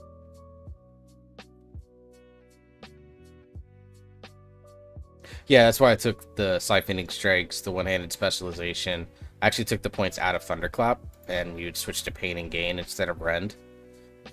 And basically, you become an unkillable Fury Warrior, because you're gonna have, a 4.5% max health heal every 10 seconds, plus 15% leash, plus impending victory, plus bloodthirst in your spec tree, healing for a lot. Like, I think that this potential build for single-minded fury could potentially make you very, very hard to kill, and I think that's got value in both Mythic Plus and Raid. So yeah, so I think with single-minded fury there is a little bit of a change up in the class tree if you want to go that way, just because you can build into more leech and stuff like that. But if we go over to the spec side, this is gonna take me a little bit. I think I'm gonna try to keep this more condensed because we're going long already, I think. But Boilers being the first 17 ability, minutes. Yeah, we're still at another build to go. Real quick, yeah. For Fury, 1 to 10, what are we rating this tree for Fury? Warrior tree. 5. I'm actually going lower. I think it's not great for Fury at all. I'm going 4. Now until they and obviously we can come back and you and I can revisit this either in a short video or another longer format like this once they adjust the right side of the tree. But until they do that, I don't think this is very good for Fury. It's just so inflexible. I only say 5 because of the choice for Fury between Titan's Grip and Single-Minded Fury.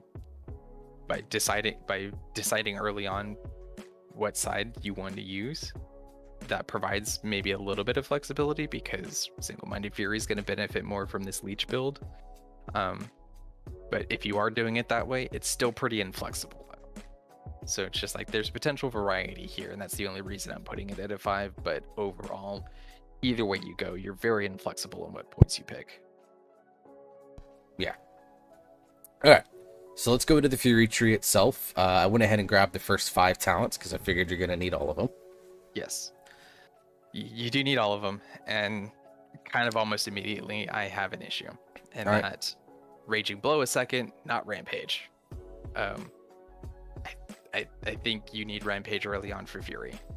And this really only comes from the idea of if you're wanting to level a warrior and you're wanting to level as Fury, it's not going to feel great for a while. Honestly, I don't even think it needs to be second. I think they should just swap it with Enrage Regen. Well, I want to have Enrage Regen up there because it is a defensive ability, so having that early on is good. The other thing that I would like to see early on is Titan Script and Single-Minded Fury. I'd like to see them early on, and I'd like to see it as a choice node. That makes sense. And then if you do Single-Minded Fury, then the Frenzied Flurry talent that's underneath it, it's just a hanging node for if you pick that. Otherwise, you save the point somewhere else. So yeah, I would like to see improved Execute and improved Rage moved down, shuffled around, so that we can get Rampage up here as the second choice. Raging Blow can come down to one side, and then the choice node of Titan Script or Single-Minded Fury can go to the other side. Okay. All right. Let's look at the 4th tier. We need 3 more points. What are your 3 priority points here? We're going to grab Sudden Death in the middle. We're going to grab Improved Raging Blow on the right. And then on the left, this really depends. For Mythic Plus, War Paint, initially. Okay. Because 10% reduced damage while enraged is great. Yep. And then we're going to grab all 3 of these because we need them to go down the trees. Yes. So, and this is where, I think that leveling as a Fury Warrior is going to be really bad, and that you get Rampage, your big dump. And Fury is built around build all of your rage, dump it. It's build and dump. And the fact that your ability to dump your rage doesn't happen until at the earliest level 27 doesn't feel great to me personally. But this is a leveling specific problem that ultimately doesn't matter. So let's do this for thinking about Single-Minded Fury. Okay. So thinking about single-minded Fury. So of course you're going to pick single-minded Fury. You're going to get Frenzied Flurried underneath it. And then there can be a argument for Blood Craze, and that you just Bloodthirst is just stacking damage on itself. I think for now we'll skip it. We will grab Fresh Meat and we will grab Cold Blood Hot Steel. Oh, Steel Hot Blood. I always get those backwards too. Cold Steel Hot Blood, yes. Yeah. This is returning as a rate trait. This is the one that Fury Warriors 3-stacked in BFA. And it boosted the value of crit as well for Fury and BFA. So it made their abilities crit and mastery, I think. Either they valued, but whatever it did, it valued crit a lot more because of this ability. And I think it's going to do the same thing here again, and that having this is going to increase the value of crit for Fury Warriors. And I'm okay with that. We got 4 points that we need to spend here. You need to come over and grab Improved Rampage in the middle. And then you need to get Recklessness. Of course.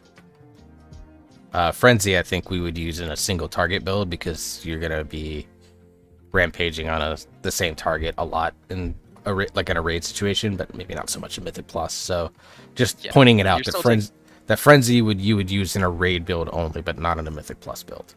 Right. You would grab it along with Improved Rampage. It's not a choice between Frenzy or Improved Rampage. It's take Improved Rampage always. Take Frenzy if you're raiding.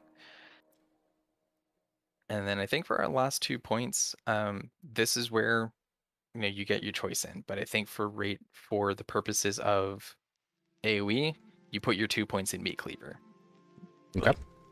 Because that's Whirlwind doing more damage, and it's affecting the next 3 attacks to allowing them to AoE.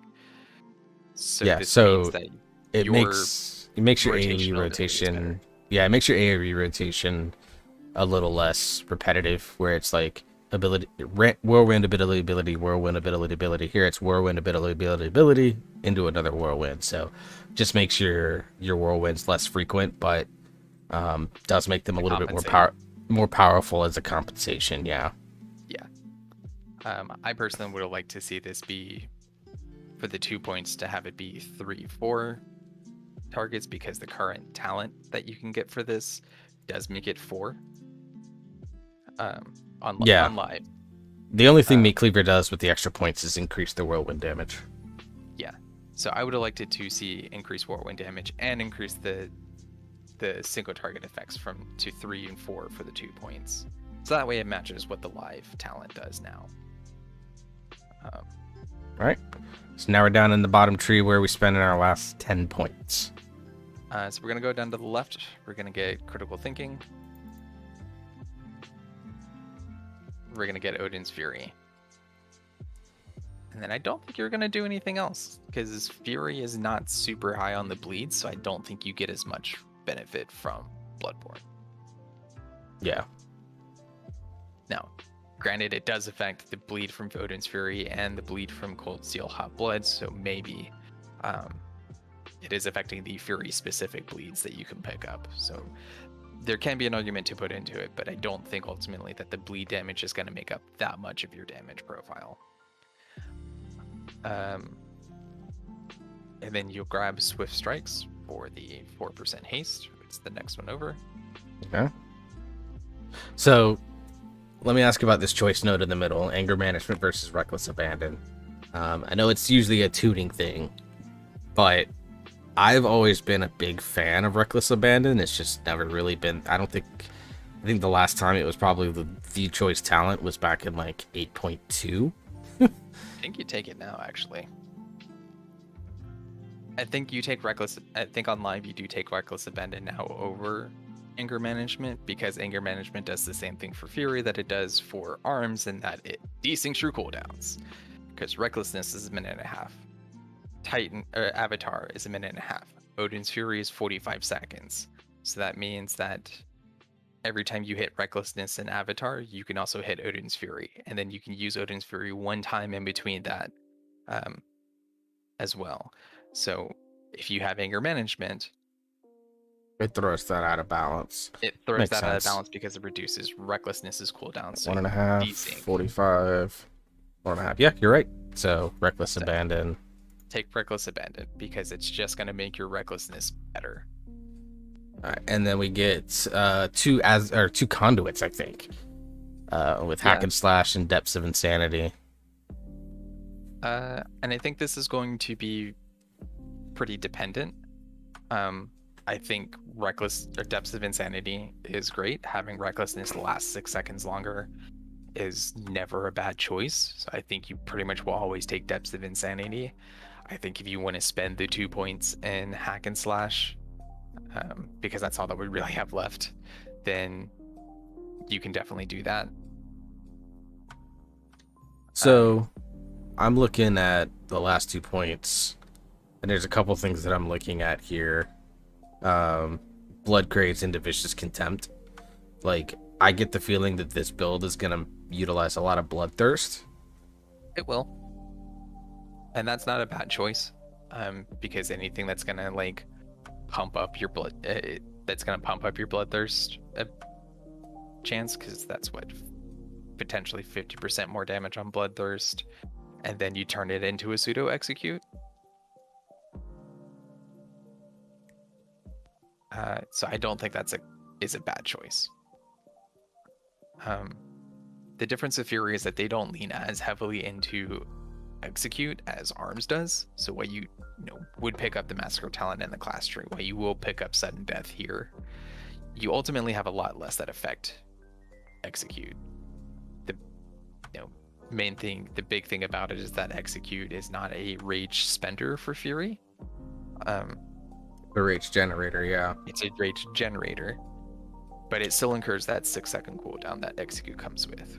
Whereas for Arms, that's why I'm thinking execute is no cooldown. That's why I'm thinking Blood Craze into Vicious Contempt, because like you get the increased crit kind of going on your Bloodthirsts, and then you also get 40% more damage below 35% health. So not only do you have an every 6 second execute that can hit really hard and generate rage, you then get Vicious Contempt, which is going to make Bloodthirst hit harder at that execute stage, and then you can immediately dump Rampage. So you basically, in the execute phase, become a 3-button rotation.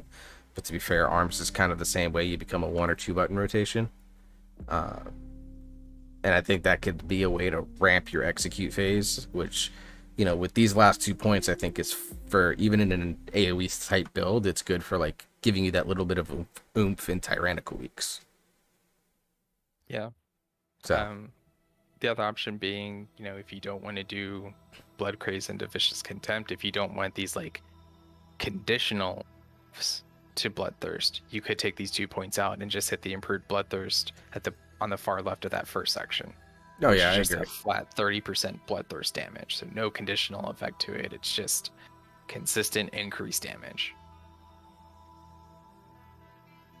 Yeah, I definitely think there's an argument in single target that you would take out Fresh Meat and maybe Cold Steel Hot Blood and go into Blood Craze Vicious Contempt with a single-minded Fury build just to help it out. It feels like this tree probably needs a couple points cut out, and it needs some shuffling, in my opinion, because like the choice of Sudden Death and Invigorating Fury is the only way to get down to Rampage. Doesn't feel good. Maybe you have Warpaint and Concussive Blows connect to it just to give you 4 paths to get there. So that way you can free up points if you need to, but it feels like this tree is like almost too big. Yeah, to me there needs to be a little bit of cutting and a lot of reshuffling.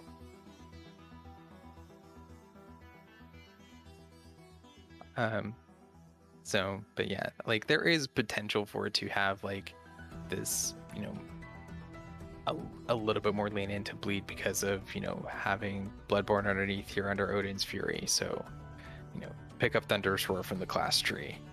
Now you have Bloodborne, which is now like, hey, all this bleed damage that you can put on here between Thunderous Roar, between Cold Steel Hot Blood, between Odin's Fury is now better. But I think bleeds don't benefit Fury, honestly. Yeah, the Odin's Fury you grab because of the initial damage. Yeah. So in that case, then if you don't want to go into the bleed style, if you don't want to deal with bleeds because they're not good with Fury, which I get, then you take out Odin's Fury, you take out Cold Steel, Hot Blood, leave in Fresh Meat because ways to enrage yourself is always great. And I think even in single target, Fresh Meat does have value because it's not just the first Bloodthirst that enrages you, it has an increased chance to trigger Enrage. It has a 30% chance to enrage you baseline, so now you're pumping that to 45%. So more or less every other the Bloodthirst should keep you enraged. Well, Cold Steel Hot Blood I think you should keep because it's a leech. It's not a dot. So the Gushing Wound does damage, but it also... So yeah, it's a quote bleed. But it also restores that health. So it's almost like a defensive in a way. Add into it the ridiculous amounts of leech that you have, and like, again, you can become unkillable. Yeah. But there can be an argument made that instead of, after taking Cold Steel Hot Blood, instead of dropping down to grab Odin's Fury and all that, you instead go to the right side of the tree, grab Deft Experience for the Mastery, grab Ravager, and Storm of Steel. And that being your build. So there's an option here to, drop away from Odin's Fury and instead drop into Ravager, which I think could be still a good choice to go with. It just depends on tuning and whether Mastery is, and just how much more beneficial, crit is to Mastery, or how much more beneficial Mastery is over crit. If they're roughly equal, then hey, pick away. Playstyle preference, yeah. But if like one is better than the other, then just go that way. Right. All right. So on a 1 to 10, what do we rate in the Fury tree? So Fury has a lot of good choices in here, but the way things are flowed, the way things are structured, not great. And I think personally needs work. I think there needs to be some combinations of stuff. Put it at a 6. There's a lot of good in here. There's a lot of potential. It just doesn't flow well. I'll agree with that number. I don't really have much to add beyond that. So let's move on to Brat Warrior. So again, let's go down the Warrior tree. I'm gonna guess Rallying Cry into Intervene, Spell Reflection, Titanic Throw, Intimidating Shout just to be able to stop cast, Piercing Howl for the slow. You grab Berserker Rage into Heroic Leap, Furious Blows for shield slam damage, Double Time for the mobility, Honed Reflexes for the cooldown reduction on shield slam. Of course, we grab Thunderclap and Crackling Thunder. Maybe Blood and Thunder if you pick Ren to go with it into one-handed weapon specialization. I think you grab War Machine so you can get Crushing Force for now. Let's see. You get Seismic Reverberation because it's Seismic Reverberation. I'm going to say Pain and Gain into Armor to the Teeth, Die by the Sword. You get Reinforced Plates, Endurance Training, Shockwave, Avatar, and Unstoppable Force into Bitter Immunity. And that gives us 3 points to screw around with.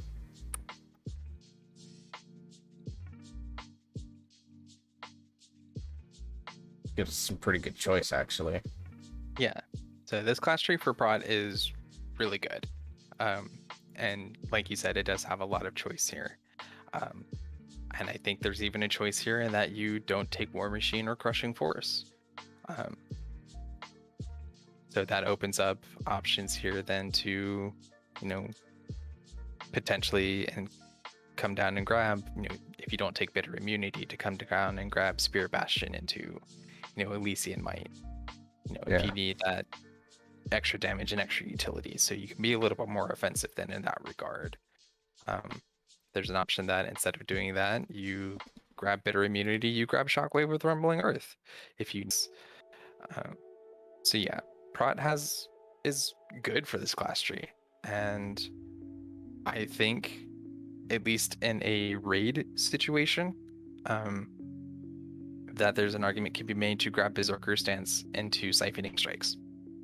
Much damage, soaking that tank killer mechanic for that moment here, that they swap into Berserker Stance.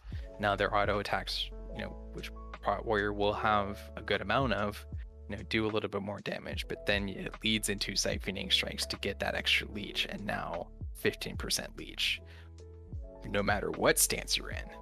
Yeah, and to me, the cool thing about this is that you can pick and choose which 2 talent points you remove. Do you get, like in a raid situation, Shockwave is probably not going to be very useful. It's minor damage.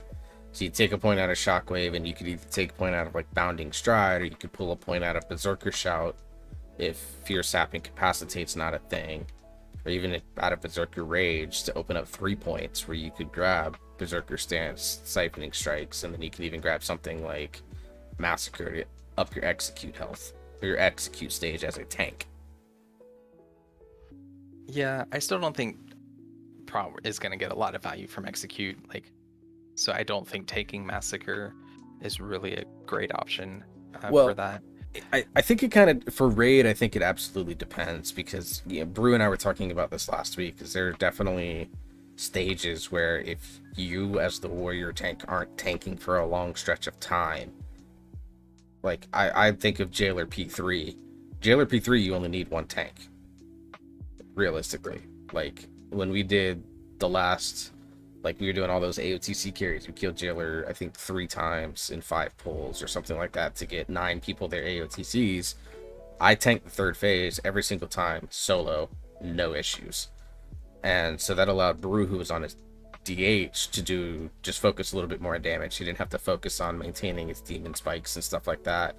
He was able to just kind of dump everything into his thing. Like if you have a Brewmaster Monk and a Brat Warrior, for example, and you have a phase like that, if you have Massacre and you don't need to dump Rage into Ignore Pain or anything like that because you're not taking damage, you might as well dump it into Execute.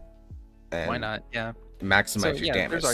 So I think for raid situations, there's absolutely an argument for it. In Mythic Plus, I don't think, unless you really just overgear the key and you're just trying to push your damage as much as possible, then I don't see a place for it.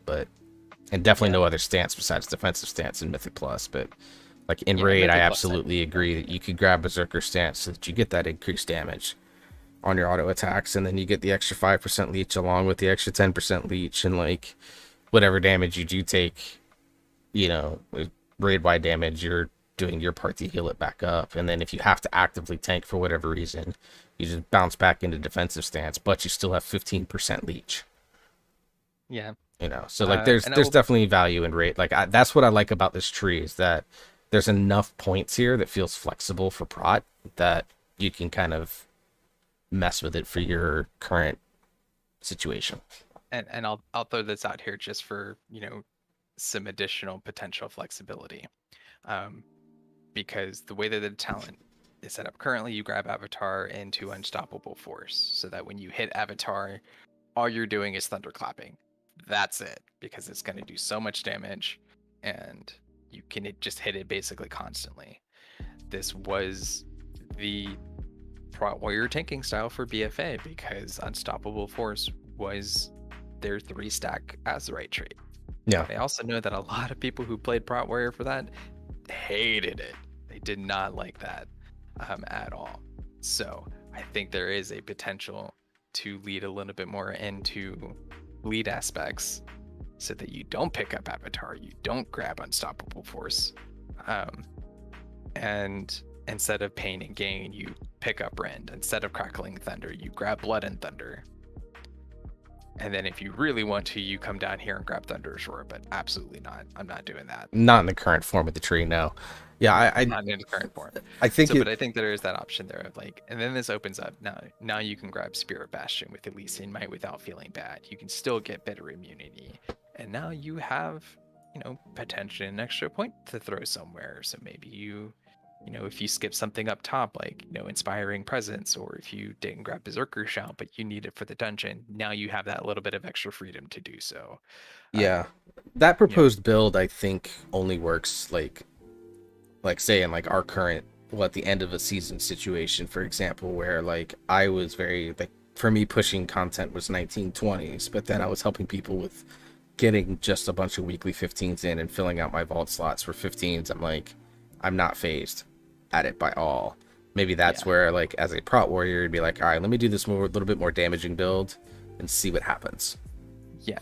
So, like, I throw this out here. I do not expect anyone to do this seriously as far as like progression or pushing keys in any way. But if you want to have a little bit of fun and you are going to drop down to a lower key, I think this could be a good way to do it. It gets away from the avatars Thunderclap spam and just like changes it up a little bit so that you can just try something a little different and fun and see how it feels. Yeah, a fresh playstyle to help your friends. I get it. All right, so on a scale of 1 to 10, what are we rating this tree for Brat Warrior? Ooh, for Brat Warrior, this is probably an 8 for me. I'll go Like, 7. it still has the same issues as the class tree does with that right side, but I think ultimately the flexibility and the variability that you can get with some of the stuff for prod, I think outshines what you could do for arms, and especially what you could do for fury with this class tree. 100% agree. Yeah, I'll go with 7, 8. I'll do like 7.5 for me. All right, and let's move on to the Prot tree now. I'll just, as a the tank main of the two of us, I do not play a lot of Prot Warrior. It's never really been my jam. The last time I tried it was in BFA, so I haven't played it yet in Shadowlands. But like Prot Warrior and Vengeance Demon Hunter were like my two least favorite tanks, which is saying something because Guardian Druid exists. And I actually don't, and I don't hate Guardian Druid. I just hate the way it's designed right now. So like, take that for what it's worth. But went ahead and grabbed the first 5 talents because again, all mandatory. And where are we going on tier 4 for again AOE, an AOE focused build? For an AOE focused build, I think under Demoralizing Shout you grab Booming Voice. Doesn't matter for AOE, single target, world questing, if you're gonna do that as prod. Booming Voice is just too freaking good.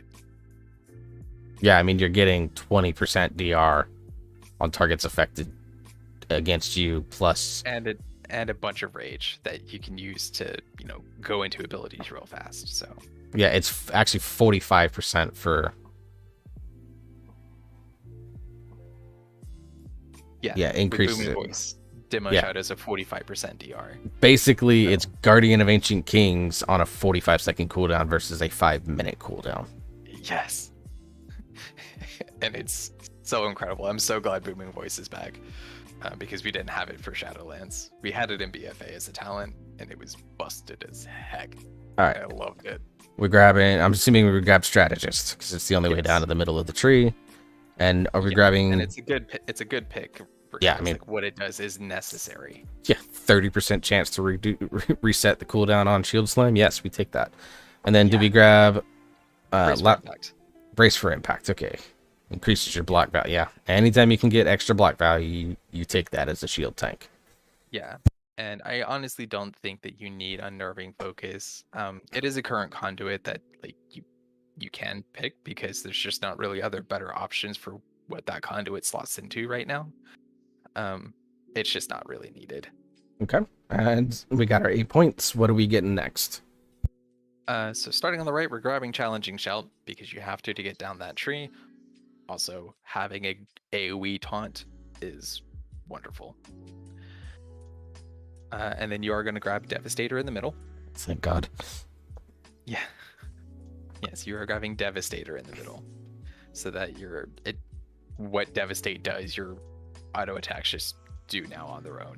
That's one less button to press. Everyone likes having a one less button to press unless you're a Demon Hunter. And then like if I have one less button to press as a Demon Hunter, I don't press anything. The game just is on autopilot at that point. Demon Hunters, don't at me. No, at him, please. Don't at me. At me. I'll meme it and at me with it. And then on the right, we're gonna take Fueled by Violence because we have to get down. But still, like it's a good thing. It's the same thing that arms takes. and for the Yeah. same reason. All right. And I'm assuming we're grabbing shield wall. Grab shield wall. All right. And then over on the right. Improved. Okay, so over here under fueled by violence. Yeah, over here on the right. All of these I think are good pickups. Personally though, I think brutal vitality is the one you want to take most of the time.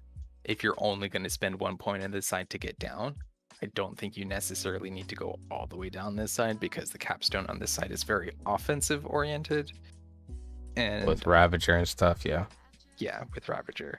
So I don't necessarily think you need to go down into the third section of this unless you really just need that offense. If like defensively, I am set without, with missing a couple things so that I can go grab Ravager. But Okay. I think for the most part, we'll be skipping it. But yeah, brutal vitality, and then you do want punish though on that side too. Juggernaut is there. On that is the other choice on that node. And so like what you were mentioning with like, hey, you're a Brat Warrior, you're off tanking Jailer P3, so you're not really tanking, you're now there for damage. I think then in that case you can come grab Juggernaut. Okay. I think in that situation though, you're also not taking brutal vitality, you're taking improved heroic throw, but that's for that phase specifically. Yeah, which and is not going to be a common situation most of the time. So keeping brutal vitality with punish, I think, is the general way to go. okay. Anything underneath shield wall? Underneath shield wall, I think enduring defense is great. Just shield block lasting 2 seconds longer. It's always a good pick. And then I think you come over here and you grab the wall. Okay. All right, we got 4 points left to spend here. Yep. And here we're gonna get over to the left side of the tree, which I think might be one of my favorite bit of choices over here. Because you want Thunderlord. Okay. Because Yeah. Demoralizing Shout having a bigger area, and then Thunderclap reducing the cooldown of that even more. Yeah. Fantastic choice. And then I think with the avatar build that we're going with, you can pick up Show of Force, so that Revenge is increasing Thunderclap damage. I do think though that based on fight design, you can drop Show of Force to grab improved Challenging Shout, because improved Challenging Shout is also an incredible ability that is very niche. Oh wait, it's an AoE silence. Holy shit. I didn't notice that before. And an argument can be made that you pick all three of these. You see now why I like this side of the tree so much. And it's like, this is good. Like all three of these choices are good. All three of these in some way feel mandatory to some degree. And it's hard to like not pick one of these. And then it's I'm hard assuming to not pick two of these. And I just grabbed all three because why the fuck not? And then I'm assuming we grabbed heavy repercussions. So this will a little bit depend on tuning. I like heavy repercussions. Just shield slam increasing shield block. Shield slam getting a little bit more rage, which is stacking on top of what the wall gives, and then it doing more damage. I don't think there's anything to go wrong with that. Into the Fray, however, is a pretty good ability as well. Just having a passive haste buff. I think I'm in a Mythic Plus situation in which you can always have that, that 10% extra haste is going to be great. So I think for Into the Fray, because it's both enemies and allies, has uses in both Mythic Plus and raiding situations, because you'll have melee people around you to buff it. This is definitely a you pick it choice, and I don't think either one is wrong. Okay, so we'll take heavy repercussions for now. I went ahead and grabbed shield specialization because block. That's all I gotta say about it, is just block. So what else are we taking below 20? So definitely pick up shield specialization. Grab spell block. It is a must. Okay, yeah, block spells. Is that's on a 2-minute cooldown, and so for 14 seconds you are just blocking spells.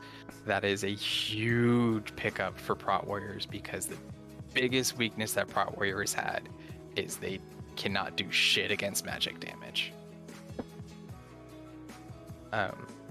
So picking up spell block is just absolutely fantastic. You are going to grab Outburst. That is the current 4-piece. That when it was first announced, I felt like I was the only one that was like, this is going to be great. Yeah. And it didn't feel like that. But jumping back to spell block, a lot of people are like, oh, you can block spells passively. The answer is no. It is a 2-minute cooldown. So and it only lasts 14 seconds. So you have to use it strategically. Whereas like Paladin just talents Holy Shield and they can block spells all the time and get 20% increased block. So not as good as the Paladin version. So Paladin maintains that Switter's Death Knight handles everything well. It just doesn't give a fuck right now. But spell block allows Brat Warriors to have like their one of their 2 core weaknesses at least shored up for even a short duration. 14 seconds on a 2-minute cooldown, I think, is a little feels bad. I'd like to see maybe 1 minute 10 seconds, or even a minute and a half, 12 seconds or something like that. But yeah, that's what I was thinking. Minute and a half. But cool. And then, are you grabbing Battle Scarred Veteran? I think this is a tooltip issue, but there is a tooltip issue right now. It's supposed to be 35%. When you're below 35%, you take 75% less damage for 8 seconds. So I do think Blizzard clarified that with the blue post. I don't know. This is definitely, for maybe dealing with like a big one-shot mechanic, but if that's happening and you're the tank, there's a problem. Well, it depends on the type of one-shot mechanic. A big magic one-shot mechanic, maybe. Yeah, that's good. But like, if it's physical, unless it just does like a million damage, you should. Yeah, I kind of see. I think it will kind of depend on fight encounters, I guess. Battle design. It's one of those things. It's like, hold on a second, Blizzard. You put this in here. What the fuck are you planning to do? But I think for now we'll skip it, just because of how things are tuned on live currently, and not knowing how things are going to be tuned for Dragonflight.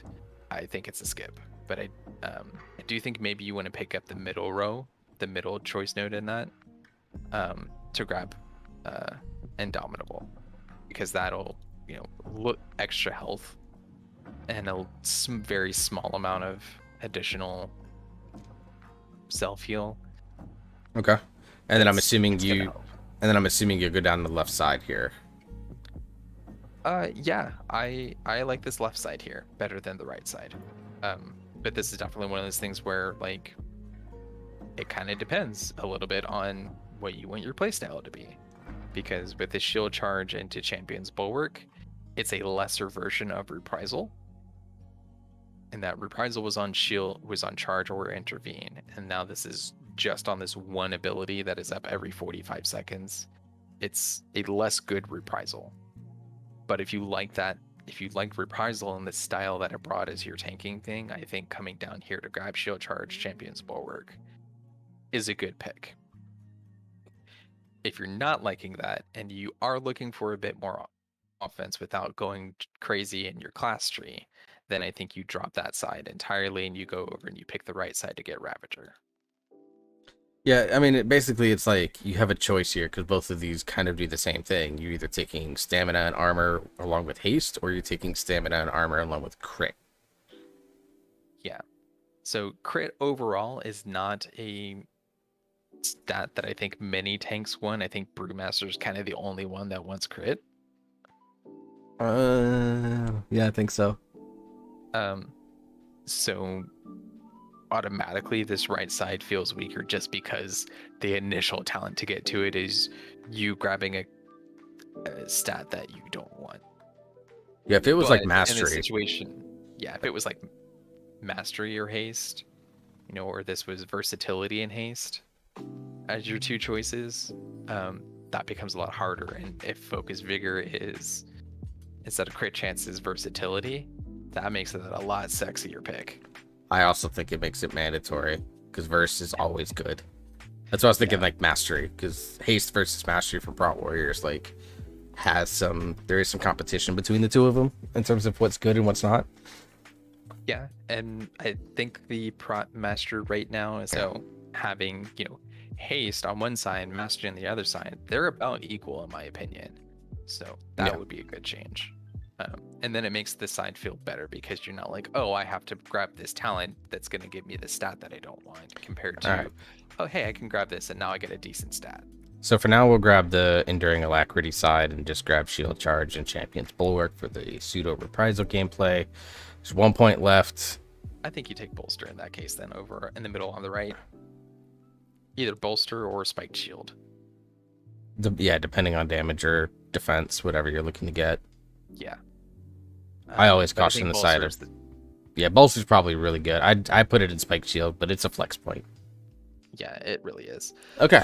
Damn, this tree. I think overall this is kind of it for Mythic Plus, and I think this would be a pretty good setup for raiding typically as well.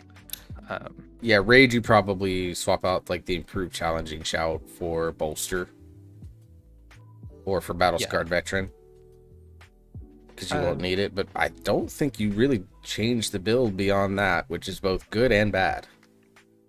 Both good and bad, yeah. I mean, above Shield Wall, the right choice node, potentially, if you do want to try to, again, go with that, like, bleed focus build, then you come over here and it's like, okay, do I want my bleeds to do more damage, or do I want my bleeds to potentially smooth out rage generation? So that's very dependent on, like, do you even want to go into bleeds? If not, don't worry about that talent at all, because deep wounds is the only thing you're going to really have as far as a bleed then. And that's not worth picking up this talent in any way. And then the middle choice there is a 2-point node for more parry. It's nice. I mean, it's a form of avoidance that's specific to tanks, but I think ultimately as a Brat Warrior, you're not parrying. You are blocking. Yeah. So overall, 1 to 10, what are your thoughts on this tree? I think what you pick up is very good. I am just not a fan of the kind of inflexibility of it, but like what you're skipping out on is not anything you're gonna miss out in total. So I think this would probably be like a 7. Yeah, I'll go the same. I think that my big problem with it is that there's a lack of interconnectivity. Yeah. Like the top of the tree, like you're hard choosing a path. And there's nothing in between that allows you to grab like Demo Shout and then skip over to Strategist if you didn't want to get Devastate, for example. But like, I mean, I don't know why you would, but that's a thing that you can try. But why would you? Yeah. And then I think something is just going to be a matter of, a lot of other stuff is going to be a matter of tuning. But I like this tree a lot. I actually think it has, even with its kind of quote unquote inflexibility, you're mainly either picking for tuning purposes or playstyle purposes, which that's the type of stuff that I love. Yeah. And if that's the reason, then like tuning is just something that Blizzard has to fix, and we can bring it up to them and yell and scream at them until we're blue in the face, but ultimately Blizzard's going to decide what Blizzard thinks is best. I mean, they've been a lot more receptive to feedback lately. Obviously look at Hunters, they're getting a blue post seemingly every day, and priests are crying in the corner just begging for the same sort of attention. But so obviously there's consistency that's across the board. But I think if there's enough people that say, hey, we think this sucks, Blizzard is going to be more active to change it. They've really kind of taken this quote-unquote new approach that they talked about for patch 9.1.5, and it's been consistent. So I think it's not just a thing for Shadowlands, they said, to try and make people happy. I think it's something that they are showing signs that they actually do believe in, which, that's a win. Yeah. So when they do it for more than just this last patch, then maybe I'll start to believe it. But That's fair. for I don't blame you for that. the moment, I'm gonna be cynical and say that they're doing it for this patch and hoping that we'll forget about it come Dragonflight. Okay. So But yeah, final. the tree itself is a good pick, and like you're picking up everything that you want, along with some extra stuff that you don't necessarily need, but it's good to have. Yeah. But yeah, what you are grabbing and what you are skipping out on, you're pretty much grabbing and skipping out on those, no matter what type of content you're doing. And your really only major choice is, do you want shield charge or do you want Ravager? I think that's your big choice there. Everything else is just going to be the same. Yeah.